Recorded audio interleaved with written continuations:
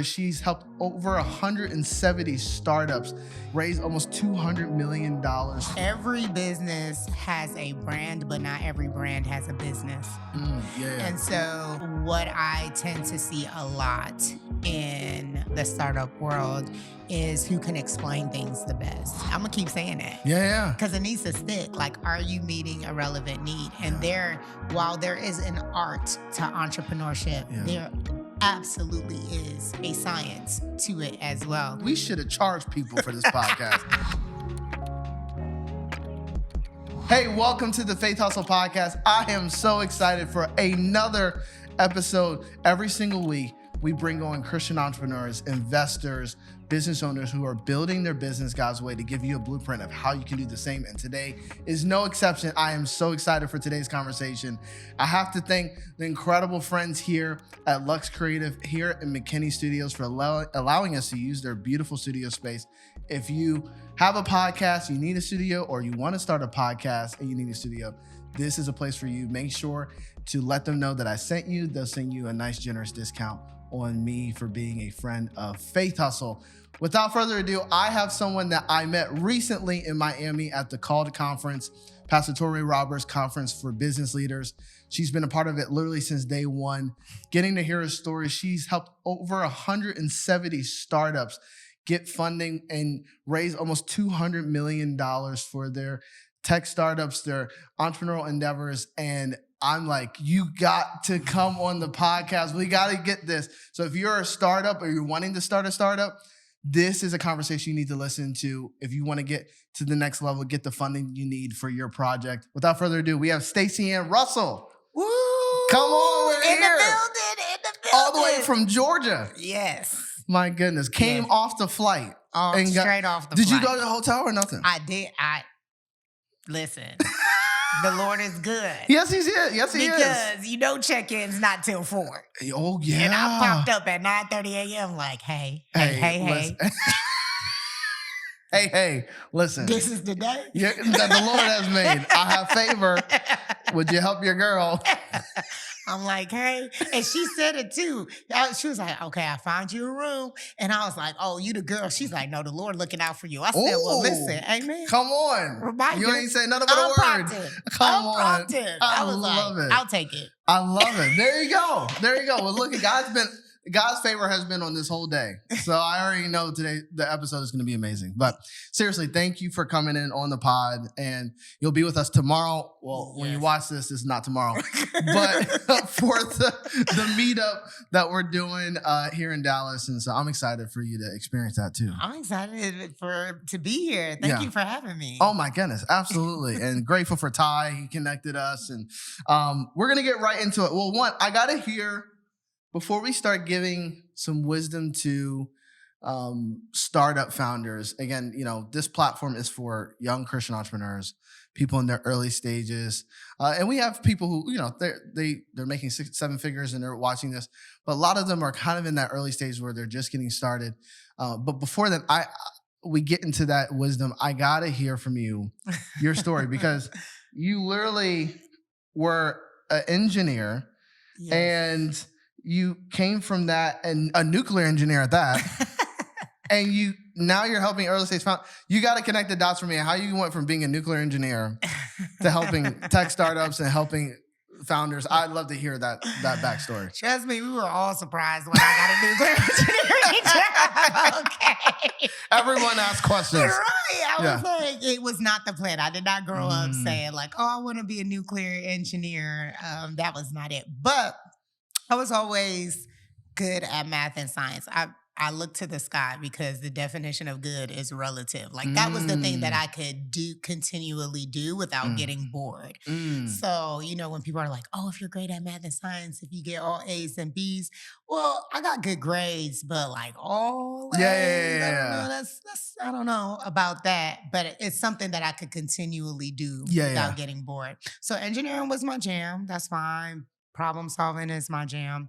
And I started off working on the first ever decommissioning of a nuclear reactor on an aircraft carrier. That's what you started? Oh my gosh. They had no business. They're like, here you go. First project. My and goodness. they're like, nobody's done it before, so I guess You have no blueprint. Yeah, I mean, well, I haven't been in jail, so I think it worked. You are here to tell the tale. So this notion of like starting from scratch, like blank piece of paper, figuring it out, there's, in a place where technically you have to be correct. Because if you don't get there's consequences. Right, the consequences could literally be life and death, right? We're talking about contamination, we're talking about radiation, but still operating with a high level of ambiguity really shaped the rest of my life as far as like, I am now used to being wrong more times than I'm right, especially initially, right? And that has no bearing on the outcome of success. It's like I have to get it right, but I have to get it right when it needs to be right, not right now. Yeah. And so that taught me a lot. It also taught me a lot about like how to bring complex things together, right? You know how they say, how do you eat an elephant one bite at a time? Yeah. And it's like every work procedure I had, you had to get like 15 sign-offs. Wow. Well, that takes a long time for have you ever tried to get 15 people to agree to something? No. Exactly. Or the last time, nothing happened. Nothing. Yeah. I was like, we can't even agree on dinner. It's like you said, you want Chick-fil-A, you want Popeyes. It's like nobody. Yeah, and we need everybody at this table at all times to agree, and that's before anything goes wrong. Wow. So that's how I started my career. So this notion of like we're doing something extremely complex. We have to do it very small pieces at a time.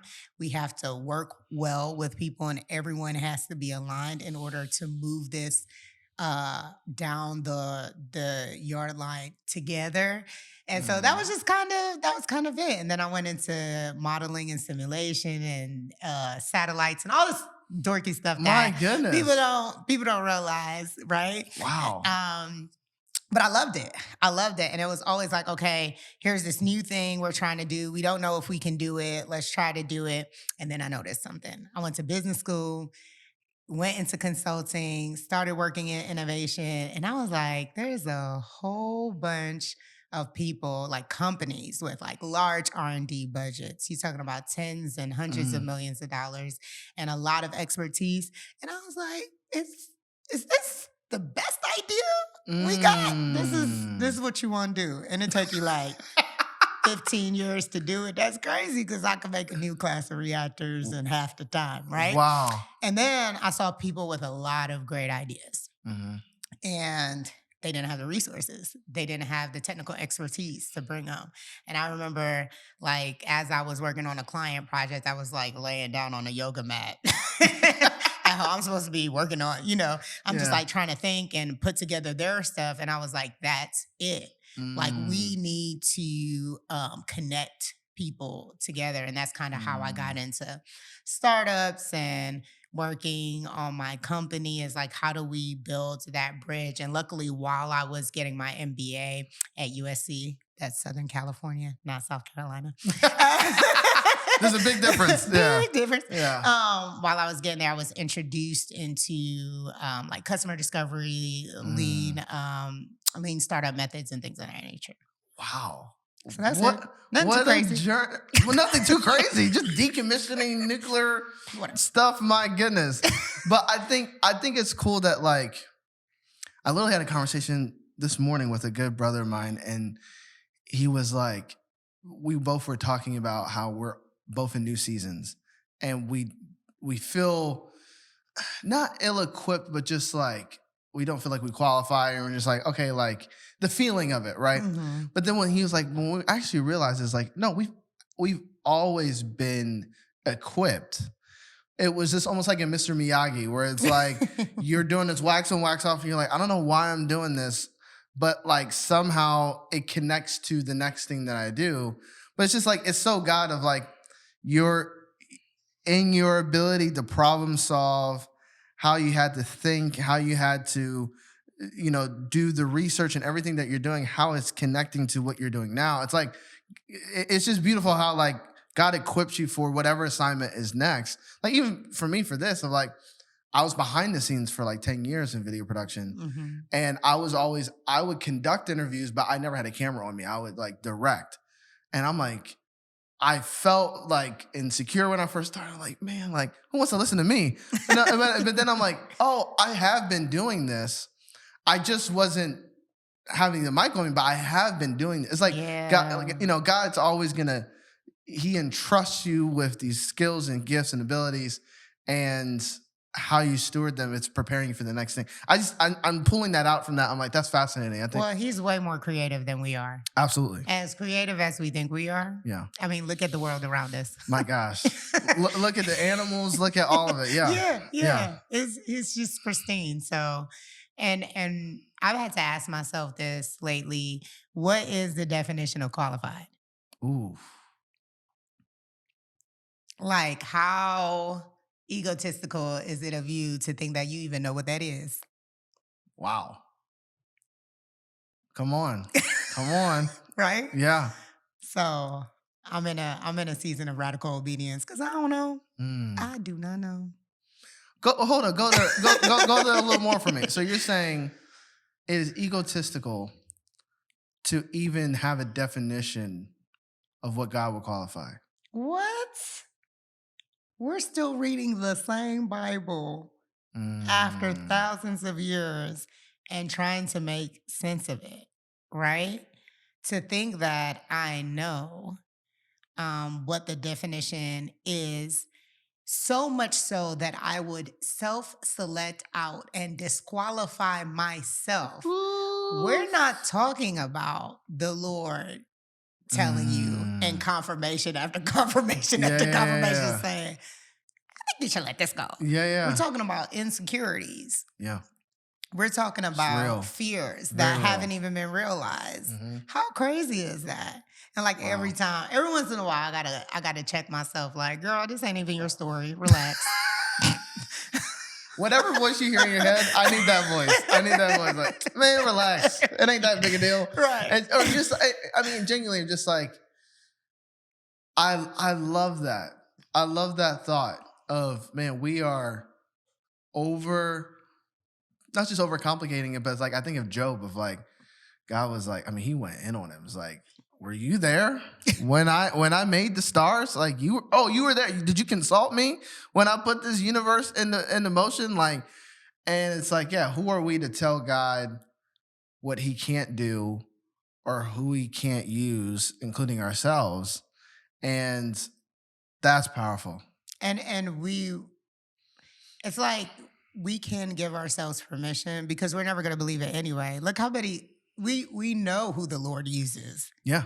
It would be the exact opposite of who we would use. 100%. Right? Broken so people. Like, there's never going to be enough evidence. There's never going to be enough conviction or confidence that's going to get us to do the scary thing. We just have to do it scared. Do it scared. Because we know we have a written Bible. We have our lived experiences and we've seen it time and time again. And we could still walk from this podcast like, ooh, I don't know if it's going to go right tomorrow or I don't know if this next meeting is going to go right. Just do it anyway. It's fine. Again, I need that voice. If we can record that, just every moment, just like, man, just do it anyways. Just do it anyway. I just need that as a voice memo for myself. Okay, so you're making this transition. You see the connecting dots. Talk to me about how you got started with helping startups, and then we'll kind of get into some more practical wisdom for startup founders. But I guess talk to me about those early days helping startups. Like what were things that you saw there like, oh man, like it's not as complicated as you think or whatever that process was? I wish it was that linear. Yeah. It's never that linear. Yeah. So part of it was someone saw something in me at USC, and I got formally trained on how federal agencies looked at entrepreneurship. So that was part of it. And it was like a good foundation. I'm always down to earn while I learn. Yeah, absolutely. Okay. And so it's like, oh, okay, here's the business model canvas, and this is how we go get information from the market. And I continue to do that across multiple agencies. But it really just started when I was working on my business. It started on like I think somebody like needed a youth entrepreneurship program. That's where we started. Really? It was nobody's startups. It was me on my third degree trying to talk to 17-year-olds. I learned a lot. A lot of patience, I'm sure. Yeah. As it turns out, I'm not as young as I think I am. Maybe not even as cool as I think I am. Oh, don't listen. You'll never be more humble than from a teenager. Never. Okay. Yeah. So yeah, that's how it started. And so it started with like youth programming, and then a city called, and then I was like, oh, well, maybe I do stuff for cities. And then a government called, and I was like, oh, maybe I do stuff for government. Dang. And so that's when I learned my very first important lesson in entrepreneurship, real time, which is the product that you start with is most likely not going to be the product that ends up in market. Ooh. And as soon as I accepted that, I was able to learn faster, grow faster, and earn revenue. Come on, faster. revenue. Revenue is my favorite entrepreneurship word. Come on now. That should be all of ours. And profit. Listen, you would think so, but it's not. A lot of people out here like to raise. I like revenue. It's a different R for me. One of the hardest things about being a Christian entrepreneur is doing it alone. It's hard for us to find the right community. You either have your church community or your business community, but rarely do those things mix. And the future of your business is solely tied to the relationships that you surround yourself with. That's why we created the Faithustle Network. It's designed for kingdom entrepreneurs to get in community together. We have two different options. We have a free option and we have a private paid community. And each of these communities is designed to get you in the right spaces with the right conversations so that you can build your business God's way. We do weekly calls with 7, 8-figure kingdom business owners teaching about marketing and branding and sales and systems so that you can build your business on the right foundation. We do Bible studies and prayer meetings to support one another and encourage each other's journey. Not to mention, you get access to our monthly events that we do here in the Dallas area and soon in other cities. You don't have to be isolated as a Christian entrepreneur. The community you've been looking for is only a click away. We can't wait to see you get in community and build business God's way together. You're 100% right. And like, especially because like, it's actually amazing. How long, Shark Tank's been around for 20 years? I think going on 20, I think. That's crazy. That's actually insane. Has it been on that long? I think so. Like, I'll somebody can fact check me, but I think it's 15 or 20. Like, it's over 10. Mm-hmm. So, in theory, there is a whole generation, it's not theory, whole generation of entrepreneurs now that were raised watching that show. I know a lot of people, they got their inspiration to get into business from watching Shark Tank. Or just them, and then we've all saw Silicon Valley just booms and seeing all these stories of when Uber got their funding or Airbnb got their funding and or Snapchat and so like you said, there has become this thing of like, oh, I'm really good at raising, but like the money is like, where is the revenue? I'll never forget. Do you remember Quibbit? I think it was called Quibbit. It was like this app. It was gonna be vertical TV, and they were gonna like change the game. And they had all these A-list celebrities a part of it. I think Amazon. They raised like $1 billion. That thing tanked in a year. Ooh, let's not talk about that.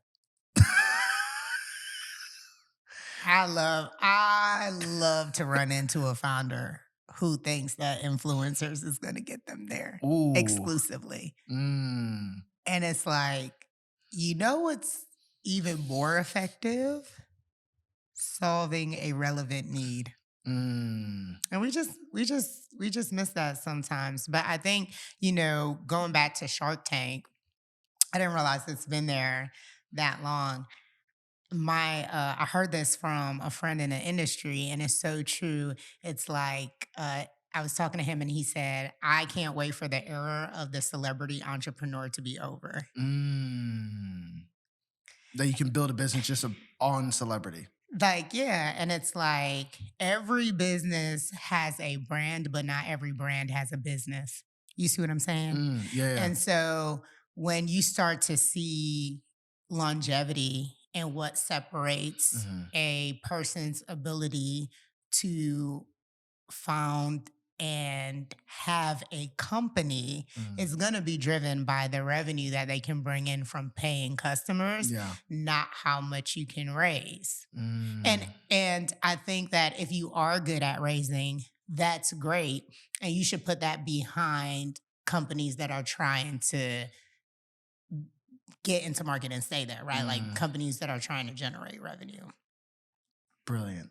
So the new R word is revenue, not raise. Revenue. And I think that is helpful because, even just it's funny actually. There's so many things floating in my memory. I consulted this guy one time. Great dude, nice guy, and he had a 4-year startup. He was building out this app, which is so funny now. Well, sometimes it takes that long. True, but the app wasn't good. The product wasn't. If that took 4 years, oof. And he put like $250,000 into it. Whoa! Which is so funny with AI. He probably could have did that now in like 2 weeks of what he built. Like literally, I'm not even kidding. But regardless, he put a lot of money into it. He didn't make $1, not one. And so I was consulting him for maybe like 30, 60 days. And basically I was like, we need to get you to make money, something, just an exchange. But did you tell him that it was a bad idea? I told him, I said, we need to prove this out. Can we prove that someone wants this? So maybe we should be more direct. Maybe we should have. And I'm maybe growing. That's a New Yorker. I'm growing. No. And I wish I was from New York, from Pennsylvania. We're the land of Quakers. We're like peaceful people. New York can be on the other end though. Maybe it's like, because New Yorkers be like, "Are you dumb?" And I'm like, "You stupid." We don't want to go there either. But sometimes you need it. Sometimes you're like, "Hey, I think this is a sign it's not going to work," And I don't know where it is. I haven't seen the company yet. I haven't seen them post about it. And it's just, it's sad, but I think this is helpful because, again, we're about to get into some practicals and the commonalities of startup founders that do raise and all this different stuff. But I love that we're starting here, the foundation of like build it out, like prove that the model works and build a model that can sustain itself, really. Yeah, well, I think people skip the steps that gives you that proof, right? What I tend to see a lot in the startup world is who can explain things the best, who can be most compelling, who can tell the best story. The most connections, right? It's all, and we hear this. It's all about storytelling. And that's great. Except for sustained revenue, it's actually about meeting a relevant need. I'm going to keep saying that. Yeah. Because it needs to stick. Like, are you meeting a relevant need? And while there is an art to entrepreneurship, there absolutely is a science to it as well. Ooh. And people forego the science for the art. Ooh. And then we end up finessing things. But finessing is expensive. Oof. When you think about, I think it was the last report I saw was 2024. The average time for a liquidity event for a tech startup in Los Angeles is 9.9 years. Wow. Go ahead and finesse for 10 years. You got 10 years to finesse? I don't. That's personally. Wow. 10 years to finesse. Wow. Until they sell or something happens or a stake is taken out, 10 years. And that's if you're good.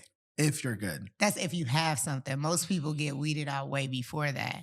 And the challenge is not that the startup didn't work. Most of our first ideas aren't going to work, right? Yeah. That's not, I started this off about, I'm rarely right when it comes to certain things. Like, let me tell you, I'm mostly right.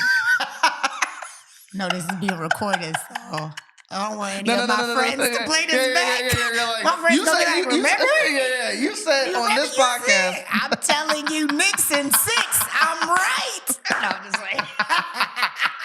I love. They're gonna take advantage of you, like pull the timestamp, the transcript. Right, exactly. Oh my goodness. And that's okay. But I think the cost of the way that you find out that this particular idea is not the one can be expensive. It's not just the money that you lose, but what about your confidence? What about the connections that you gained while trying to explore it? Yeah. Were you so busy finessing them that they actually could have been the person that takes your next idea to market? Right. And so I just think that we gotta be careful. Yes, we have to. It's what I'm hearing, and I don't think you know this, but so we have 5 pillars of Faith Hustle. We have being spirit-led, stewardship, humility, generosity. The 5th is integrity. Yeah. So what I'm hearing is if I have a reverence for the Lord and I am like, listen, what I do matters, how I build this matters, not finessing, not painting lipstick on a pig, but actually doing the due diligence of building the right foundation, then that actually will serve me in the long run, even if it doesn't work. Oh, sure. How you get there matters. Say that again. Say it for the people in the back. You get there matters. And you think that it doesn't follow you, but it does.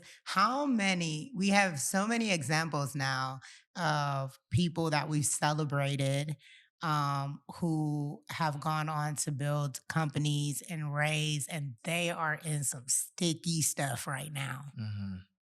And don't get me wrong, it can happen to all of us. Yeah. Right? We don't know. Right. Because we haven't been there. Yeah. Right? Yeah, you know, absolutely. when it's up, it's like, oh yeah, let's cut this deal. Let's cut that deal. Exactly. It's like, absolutely. Yeah. Of course I need a jet to get there. Yeah.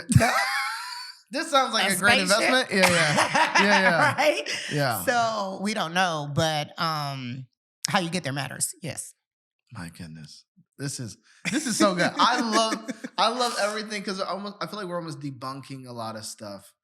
But it's what people need to hear. Yeah. You know, and just what I'm hearing, even when you were saying, I love you gave a breakdown of like there's the art of raising, the storytelling, but then the science. And it made me think of Disney, where it's like, okay, you have Walt Disney, but then you had his brother Roy. And it's like, okay, Walt could tell a story, but Roy ran the business. Like, you need someone that like knows how to actually like make this thing happen.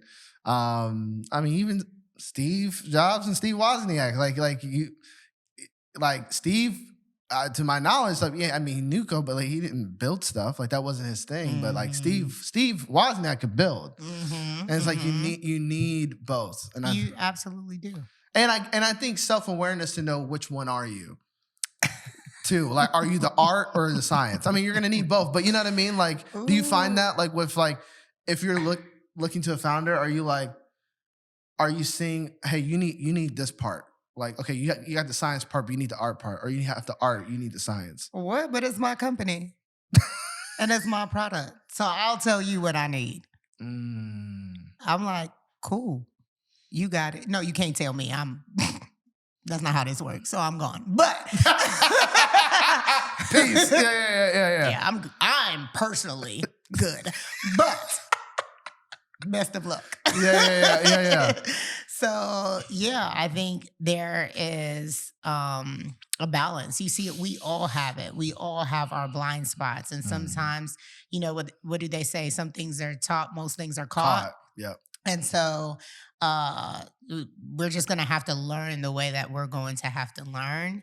And it'll be whatever the price is going to be. But I think like as believers, God is with us if you kept him there. If you kept him there. And so we just got to keep that. You know, we never know when we're about to learn our next great lesson. My goodness. Yep. You never know. And Listen, the worst thing is having to redo lessons. I'll tell you that. Ooh, I said that, and I instruct a lot, and I'm like, how many times can you afford to learn this lesson? Oof. That's what I've had to ask myself lately. Yeah. How many times? Keep going around the same mountain. Yeah. Okay. Very hard passing a shoe store, but I still try. We're human, you know what I mean? Yeah. We're still learning. We're still learning. Okay. So now I want to get, all this has been practical. This whole thing has been practical. But I want to get down to nitty gritty. Okay. So what are some common traits that you see in early stage founders who actually, they make it, they not just raise the money, but they get on the right path? What are the things that you would say they have in common after the 170 companies you've helped, raise? I've actually seen like over 1,000 oh my goodness. startup ideas. My right? Lord. And I would say that the number one thing, hands down, is they're curious. They're absolutely curious. They never miss a moment to challenge their own assumptions. Ooh. How different is that than of the story we're being fed of the entrepreneur that just knows and goes and knows and like, even if you get 1 million no's, well,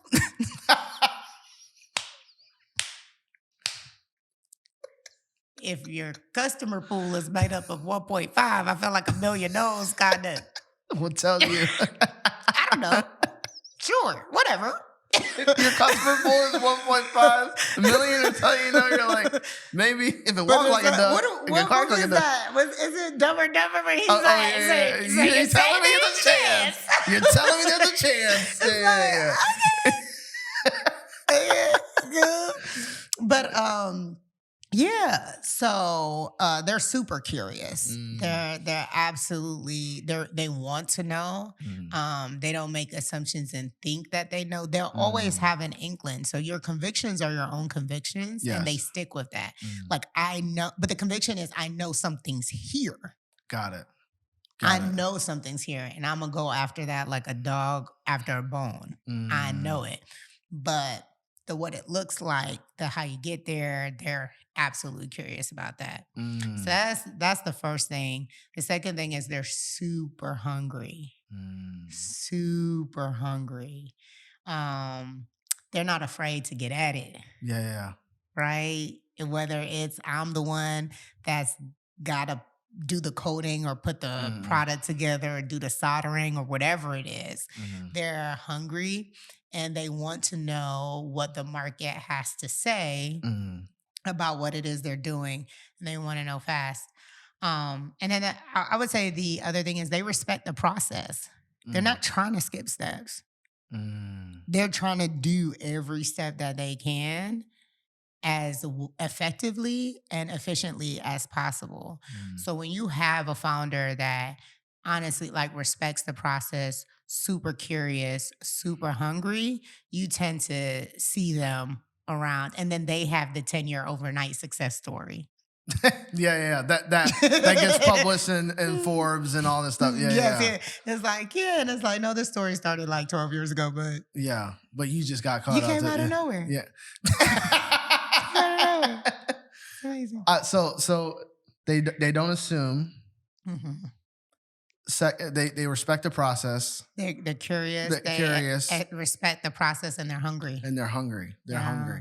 So if I can say almost the opposite of, it's funny, my next question is to be like, okay, what are the common pitfalls or things that you see? Like, okay, if you do this, then you're not going to not just raise the money. But it's almost like the opposite, I would assume. Well, everything is more nuanced. Yeah, of course. I would say the person that is most challenged is in the stage in which they're uncoachable. Well, they're not curious or they're not open. They could be curious, but they just don't care. And that's even worse. Don't be curious if you don't care. Just wasting my time. So you're saying, okay, they come to you for help or anybody for help. And they want advisors. They want, mentors. They want consultants. But they're uncoachable in the sense that the intention behind it isn't necessarily to use those avenues for what they are good for, right? When you think about someone who's an advisor, especially a great advisor, like you have to put in the work to have a very specific question that a good advisor, you gonna catch for like 7 minutes if it's great. And they are able to like remove 5 years of barriers in a 7 to 10 minute conversation. That's a great advisor. You need to do the work to have a great question. Ooh. You're not even coming with a question that has 5 years of barriers to be removed. Right. Like getting down to the core of, hey, this is what I need. Hey, can you just like, I just need some money. Can you just put me on with this person? Yeah. But you don't have a manufacturing plan. Yeah. And this person is manufacturing all over the world. Right.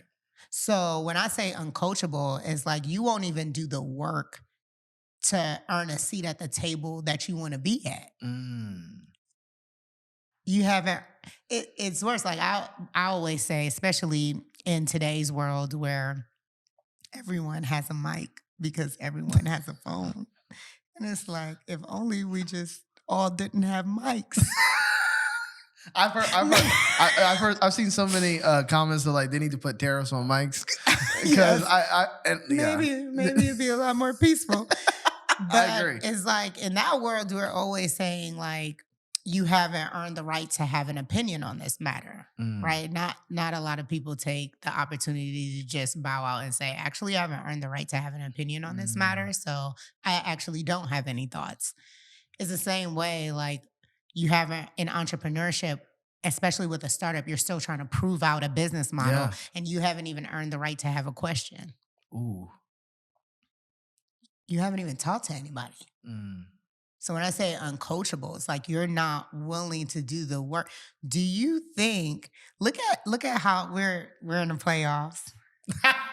I just noticed your Did next you fingernails. I just did, and I was gonna say something about it. I'm like, can you tell she loves New York? Can you tell she loves her Knicks? We're in the playoffs. We just finished the Eastern Conference. We'll see finals. by the time this comes out if they'll sweep in the finals. I mean, listen, I don't know if we're gonna sweep in the finals, but. New York I've bought more brooms in the past month than I thought, though. So who knows? Oh my goodness! But it's like you don't get to a ring without being coachable. Yeah. Mike Brown said I had everybody sign a contract at the beginning of the season, right? There's so many things that they did off the court so that we can talk mess while they're on the court. Yeah. Right? And so you can tell an uncoachable entrepreneur is like, you definitely can't be at Madison Square Garden. Yeah.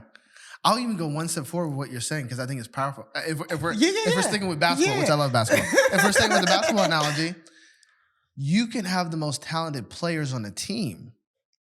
Lakers. or just, you know what I mean? Yeah. Cavaliers, whatever. Like Houston Rockets, Kevin Durant. Like you can have the most talented people, but if everyone's not coachable, it's the coachable ones that get the championship. Yep. That's why, like, I mean, I personally, and I'm not even a Spurs fan, but I love the Spurs of the Tim Duncan, Ginobili, Tony Parker era. Because the way they played as a team, you can, and I mean, still to this day, they honor their coach. And they're so like, they weren't about egos. They weren't about this. Exactly. And they won 5 rings because like they were, and they weren't flashy, but they were consistent. Can we talk about that? Please. Can we talk about Keep that? on with the analogy. Oh my gosh, because you know where revenue comes from? The non-flashy work. Ooh. Talk about The Monday. The Monday. The unsexy. The unsexy. Yeah. As it turns out, that work doesn't happen on a stage. I mean, maybe if you got somebody following you around real Kanye-like, but always But getting you can't be doing this. You can't be, yeah. You know what I mean? Like Yeah. it doesn't happen on the stage. The going out and listening to your customers explain it from their perspective that might have nothing to do with your own product, and understanding and gaining the skills to listen effectively so that you can figure out what you can solve for them, knowing what you can't do and Mm. what you shouldn't do. All of that, like, you learn through reps. You Yes. learn by being in there, running the plays, so to speak. And there is largely a playbook when it comes to early stage companies. Yeah. There are certain things that you have to do Yeah. that you cannot skip, and then everything else is garnish on top. And sometimes we make the garnish the meal, but I don't know anybody who's been fed off a mint. Oof. Yeah. You're not. You're not fed off a Yeah. rosemary. Man. It's funny how even what you're saying, like, I've seen, and it doesn't make sense on paper, but I've seen companies that actually, like, for whatever reason, maybe they got a ton of sales or had a ton of growth really fast, tank a company. Mm-hmm. And you're like, hold up, how does fast revenue or fast whatever tank this? Is like, oh, well, they didn't have the systems to sustain it, or they didn't have the teams to sustain it, or they didn't have I heard a pastor say once, he's like, if you don't know how something works, you can't fix it when it breaks. Yeah. Or if you don't know why you got that fast revenue to begin with. Yeah. Do you really understand the buying behaviors of the customers that you're going after? Mm. Because then you would have known that this was a false positive and use it for what it's worth. Right? Yeah. You would have taken that and invested that wisely to make sure that you can go after a more sustainable market. And we see this a lot with early stage founders, right? It's like, oh, well, I went out there and I talked to 12 people, 3 people bought it. So obviously there's a market. Okay. It's 3. It's just 3.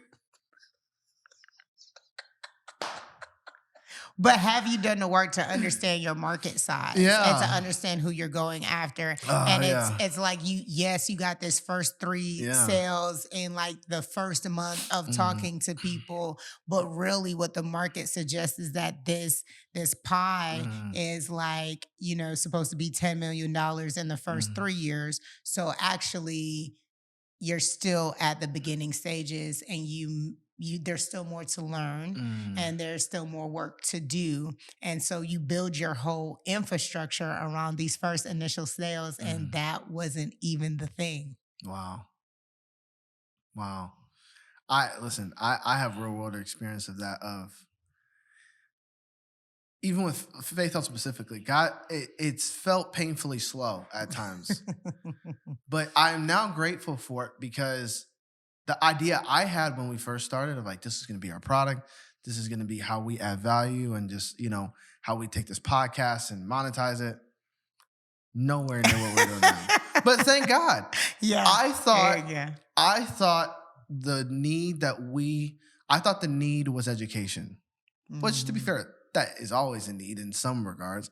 But I thought the need was like, oh, people really want courses. They really want this.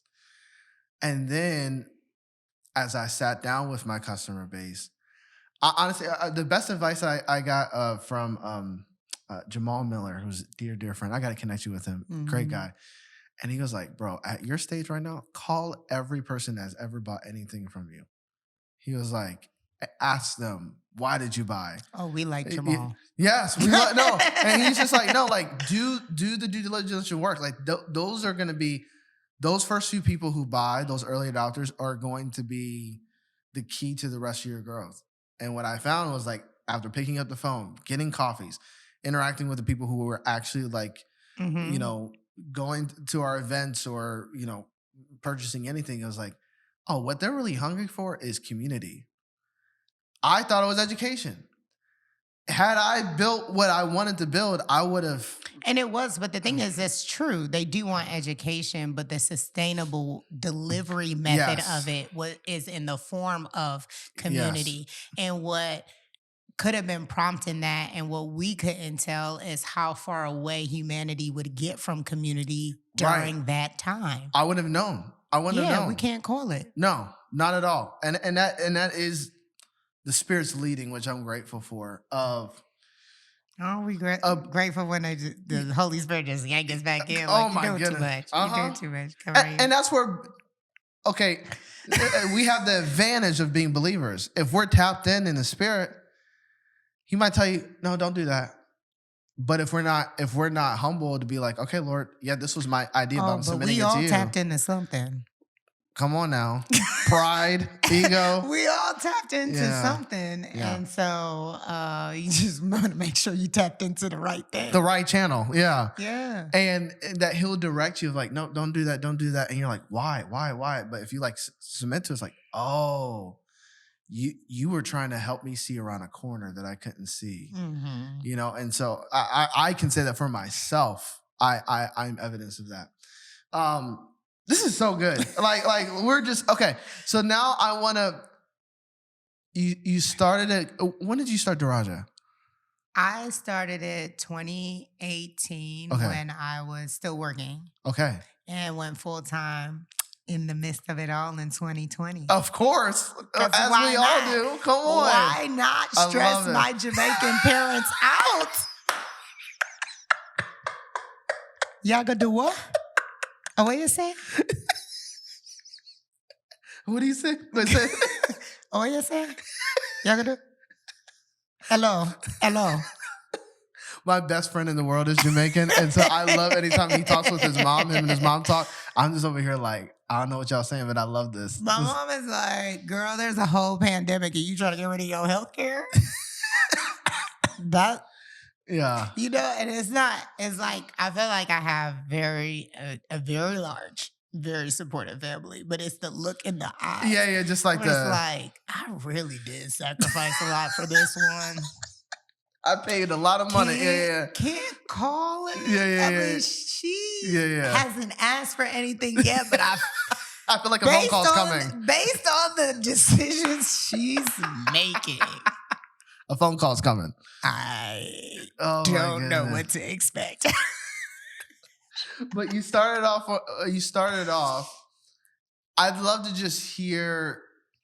I'd love to hear some of the maybe your favorite stories of founders that you've helped, and then just I can see the glimmer in your eye. And you're just like, yeah. But I want to hear some of your favorite stories of just like, because truly, obviously, your heart is just.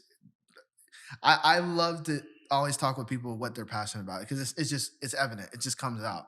So I just love to hear some of your favorite stories. Yeah. So there's no greater moment for anyone who is in this work with early stage founders that particularly work at the top of the funnel, which means that people are still fleshing out the idea. They're still fleshing out the product. There may be revenue there, but it's not consistent yet. So we're talking real early stages. There's no greater moment than when it clicks for a founder, especially if that founder was resistant. So a founder being resistant in the early stages is just like par for the course, right? Like that is part of the process. And remember, there are no shortcuts. Yes. So even as someone who is working with them and advising, like we cannot skip the process of you thinking that you know more than what the market is telling you. And you need that because that is going to be the thing that helps you understand how to listen to the market. So I actually want you to go through that process. Yeah. You ain't gonna drive me crazy. Darn. That process, but it's necessary. I need you to go through it, right? And so, but that click when it's like, oh, that's what the customer needs. Like when you found out that it was community, it was like, oh, that's why they keep saying this, or that's why they keep using this term, or this is why they keep bringing this up when I'm trying to talk about this. Yeah, that's the most beautiful point. I worked with a deep tech company, and they were coming through a cohort. And for the federal agencies, usually if the agency is investing in their technology, they usually will invest in them understanding the market, meaning they're going to give them money specifically to answer the question, does anybody want this? Which I don't understand why people aren't enthusiastic. Like, pay me $50,000 to ask, does somebody want this? Okay. Yeah. But we worked with them, and this company had got it, and it was their third time going through. So they obviously had received multiple grants, of which this funding came. And they were like, it was interview 685 before they uncovered a regulation that was a barrier to the way that they were about to enter the market. And because they found that out and were able to pivot beforehand, it actually opened up an intermediary product. So remember, like, I'm working with deep technologies. I like to explain it to people, like, think of the inventor of blockchain before it was applied to the financial markets as a cryptocurrency. Yeah. Right. So it's like, I got this thing that, like, takes information, locks it in a digital box, connects it to another digital box, go. Yeah. That's basically it. Yeah. Great. We can do so much. Right. And so they're trying to figure that out. And it's like, people miss opportunities by being so stuck and so uncoachable that there's probably more applications than you ever realize because you're not privy to all the different use cases that this can go to. So that made me have a greater appreciation of the work that I do. Interview 685? 608. When you said that, I was like, 685? Before they launched, technically. 600. And they have gotten a pilot here, a pilot there. And we're not talking about small pilots either, but it's like to stay in the game long enough to learn something to get you to the sustainable point. I thought that was beautiful. That's amazing. Yeah. I have another story. One more story. Yeah, please. This is a podcast. Tell all the stories you want. Wait, so this is one that I wasn't expecting. And then this made me, like, it just had a different reaction. I will never forget that I was working with a cohort, and I had a founder, and founders, I connect with different founders. Sometimes it's just, you know me, I like to have fun. Yeah. We're just out here tripping up the having steps of life, right? Yeah. And I remember him asking me, he was like, hey, I noticed you talk a lot about God. And I'm like, yeah. Kind of bought and paid for it, that whole thing. I'm bought and paid. I'm about to start saying this, like, hey, I'm bought and paid for it. Listen, I just do what I'm told at this point. 100%. Almost effectively. That's amazing. Right. And he started asking questions about, just like my walk and like why I had so much joy. Yeah. In the Lord. And I think that the first thing that made me realize is I don't know what happened in the Christian walk, but there's obviously a place where people don't even look at it as joy. Like, even in the down moments, like, that's still my dad, and I like have fun, and I may get grounded. Yeah. Sat down. Yeah. I just sat down. I may not be able to have dessert sometimes because I didn't finish my veggies. You get a spanking. Yeah. But generally, I'm still like, we back at it. Like, let's go play a game, right? And so I clocked that. I was like, oh, okay, so this is more than just teaching entrepreneurship. And to this day, it's been 5 years to this day.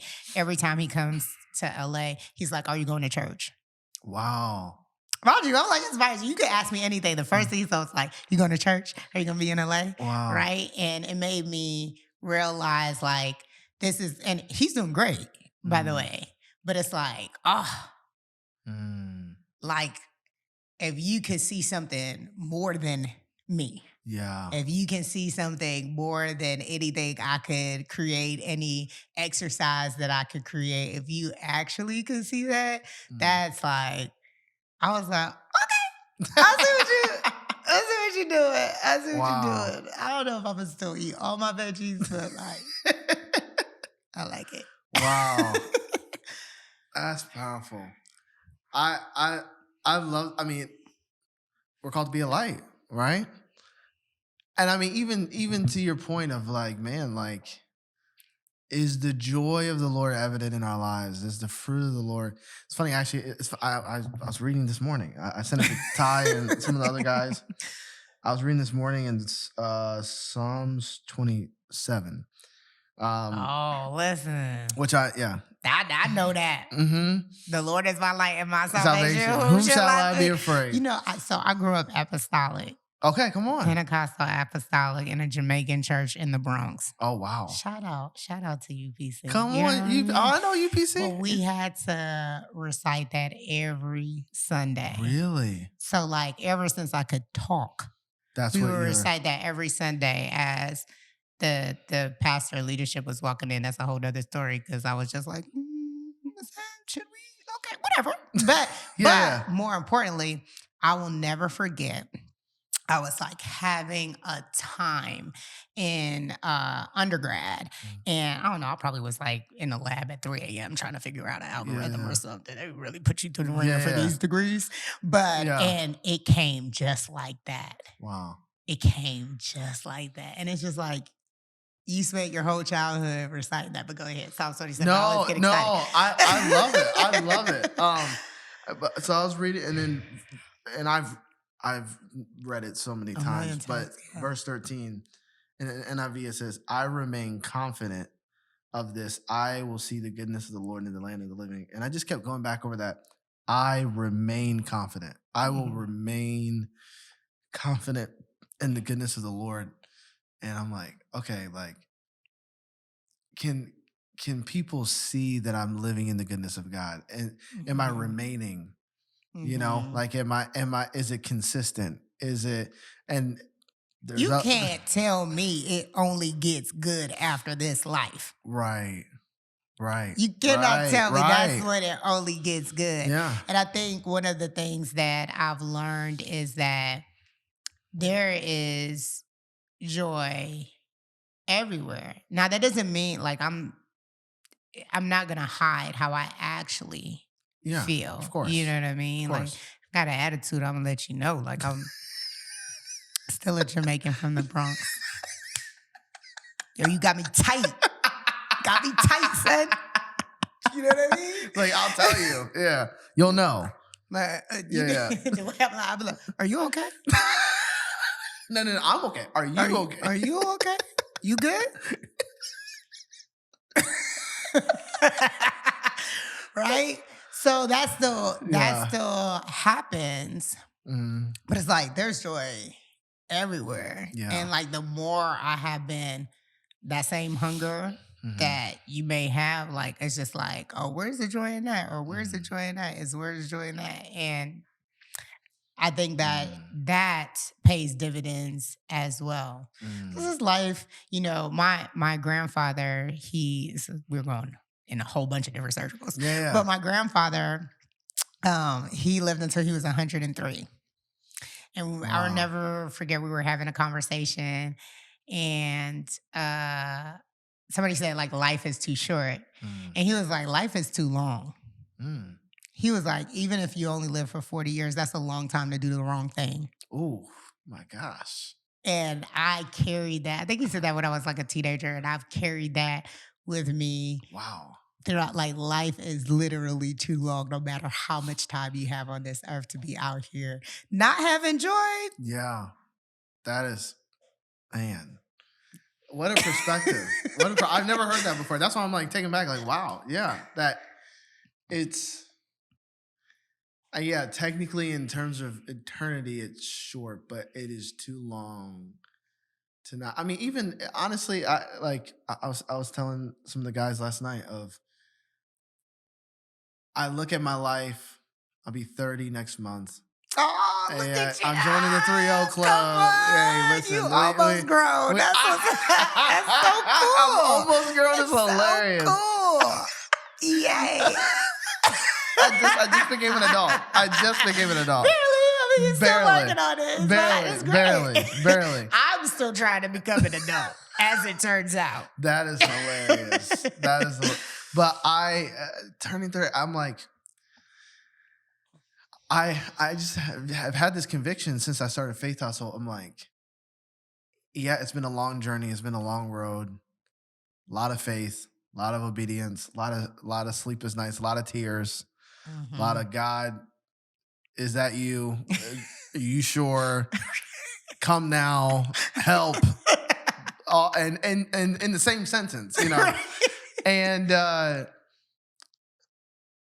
but I look back and I'm like, to have the opportunity to do something or build something and have this sense of fulfillment, peace, and genuine joy of like, I am in the assignment that God's called me to. Like I am in my work that the Lord has for me, and that I'm able to make a difference and an impact. I'm like, yeah, life, why would I waste more time doing something that is not how God wired me? Mm-hmm. You know, for whatever reason, for the reason. We don't know how we're wired, right? And that only comes through the word. Yeah. So we'll think that we're wired to be, hustle all day, all day. I'm like, first 2 chapters were great. Yeah. I just feel like I was made to eat fresh fruit off of a tree. Yeah. Wasn't really made for all of this work, you know? The garden was where I was meant to be, right? Yeah. You know, so a lot of times we don't know what that looks like. Even the not bringing it to the Lord fully, right? We think that having reverence for the Lord means withholding how we're feeling and what following him costs. Yeah. Mm-hmm. You know, I heard the other day, like, it's expensive to not be obedient, but no one really talks about the expense of being obedient. Yeah. Mm-hmm.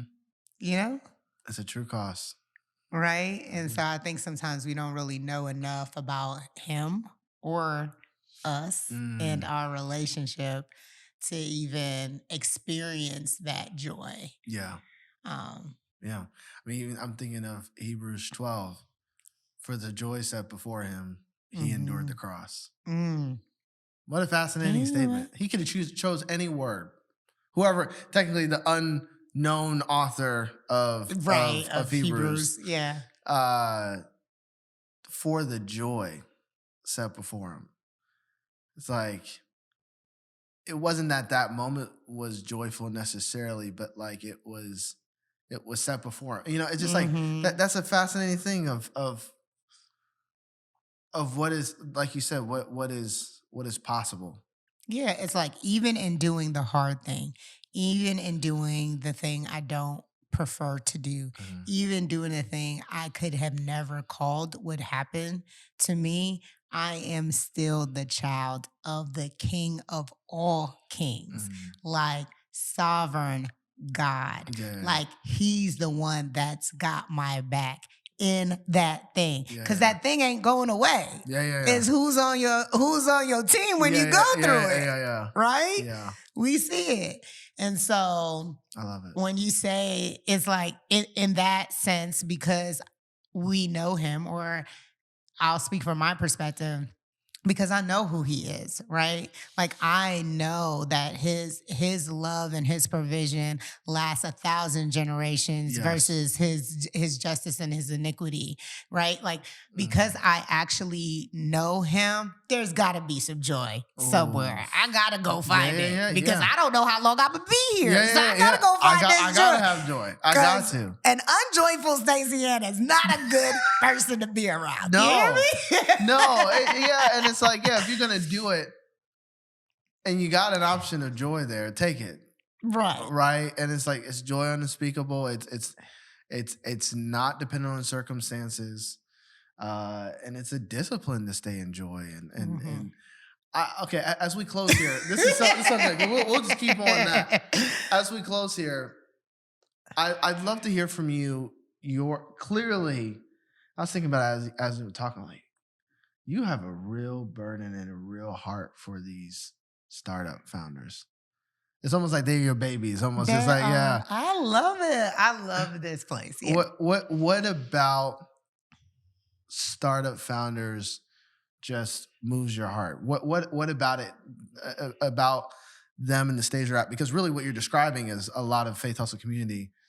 What about that connects to you? And then I'd love for you to leave kind of some last words as we close of, to these founders who are watching. Yeah, the reason why I love founders in this stage, I love this stage, is because I truly believe that ideas die prematurely for lack of knowledge and lack of access.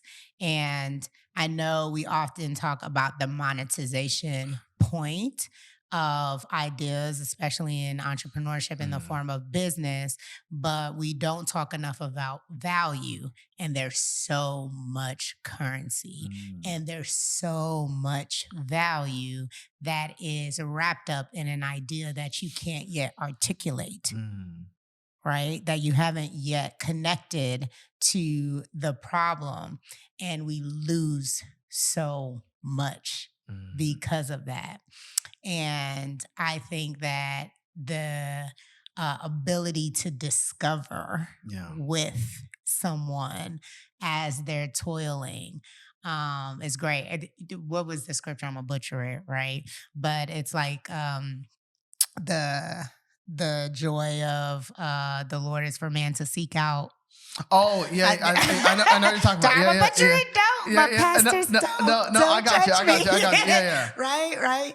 And so that working with people to discover, I think, is just a beautiful sight. It's the same thing as like seeing someone.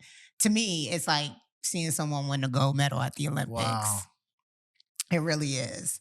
And so what I would say to founders is protect that part of the process. Don't rush past it. That's where the value is. And it's like, you don't want to be surface level when there's literally diamonds. Like you may have gotten gold, but there was diamonds there, baby. Oof. You know what I mean? Yeah. Like there was vibranium. Yeah. Vibranium. There was vibranium down there. And you stopped. Yeah. Wow. Yep. A little bit too short. And so when I think of everything that we do, everything that I do with my teams and all the work that we do, it's because we're trying to protect that process, because we don't want ideas to die. Wow. We can't afford to. Wow. We can't afford for ideas to die anymore. Okay. All right. It's going to be 2 hours. We can't be here all day. No, what you said, it reminded me of two things. One, I found the scripture I think that you're referencing, even if it wasn't. Yeah. This is a great one. Proverbs 25. The purposes of a man's heart are deep waters, but the one who has insight draws them out. I love that. And I mean, that's you. Yeah. That's what you're doing. That's it's like, you. No, that is what you're doing. It's like, hey, like, there's a well in you. There's an acre of diamonds. We just got to mine it. And it made me think of Miles Monroe, where he said the most expensive place on the planet is the grave. Absolutely. Because it's books that were never written, businesses never started, dreams never fulfilled. Like, that is the most expensive place on the earth. And I love it where you're like, yeah, like, we can't afford not to. There are too many, not just ideas, but the impact on the other side of it.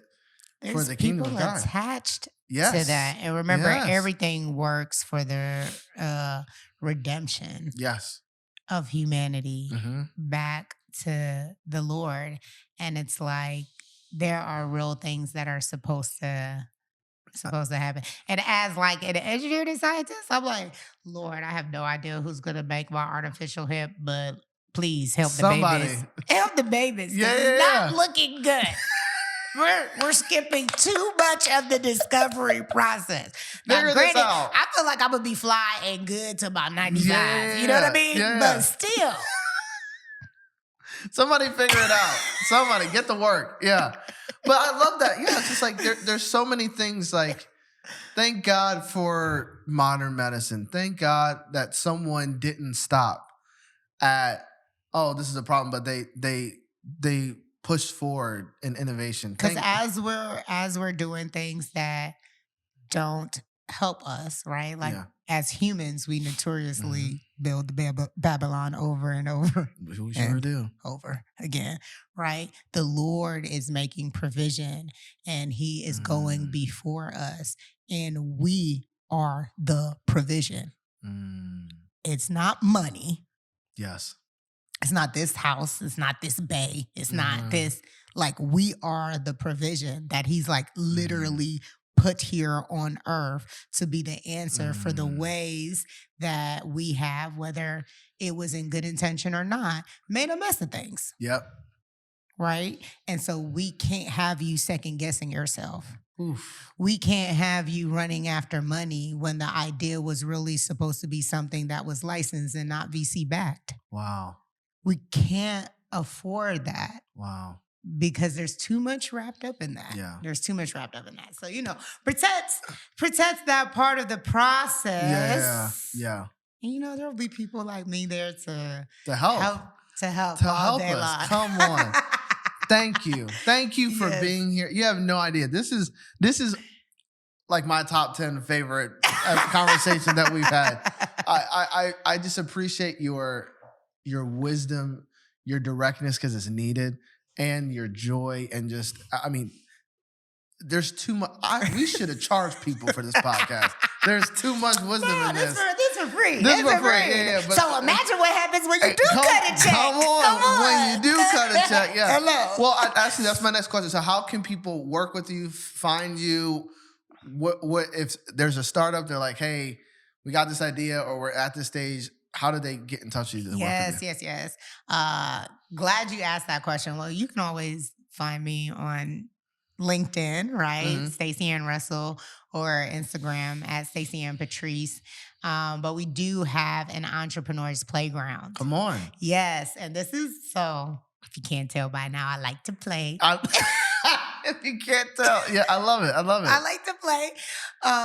And so the Entrepreneur's Playground is a community that was built for early stage founders who are between idea and their first sustainable $250,000 in revenue.